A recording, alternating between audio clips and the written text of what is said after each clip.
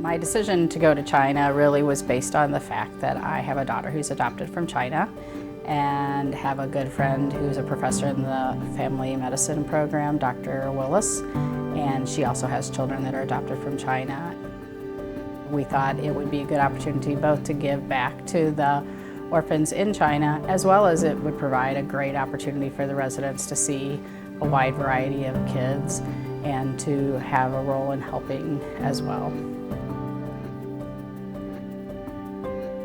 We embark usually to a variety of orphanages, from very small, where it may be like a family setting where there's 6 or 8 children, to large orphanages that can have as many as 200 children.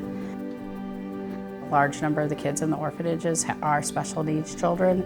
We try to get the residents opportunities to work with OTs or PTs in speech-language pathology and get some basic information from them on how they can do things that are easy but can be a service to those children when we go. They really feel like it's valuable and they feel pretty comfortable once they're there, and they really see the difference they're able to make.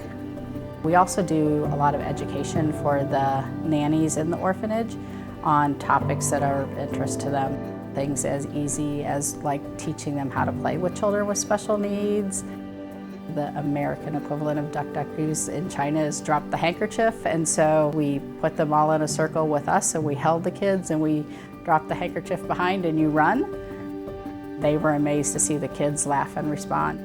It gives them an opportunity to see how to interact with special needs and not maybe be as scared of children that they're not used to seeing with differences. We've seen children with diseases such as thalassemia. There was a little girl that we saw in the orphanage. She was actually very, very ill, and we're able to help sort of lobby families here that were considering adopting her, so we were able to provide information that they could not get just from paper copies and videos.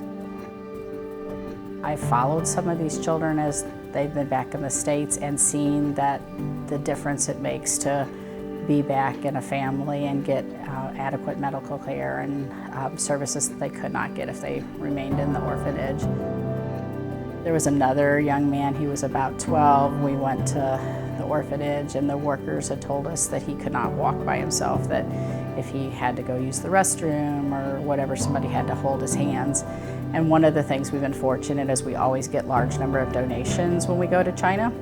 And somebody had donated a walker, and we fit him with this walker, and it was the first time he'd ever been able to go to the restroom by himself. It was the first time he had been able to go out on the playground when they went out on the playground, and he was able to just walk everywhere by himself.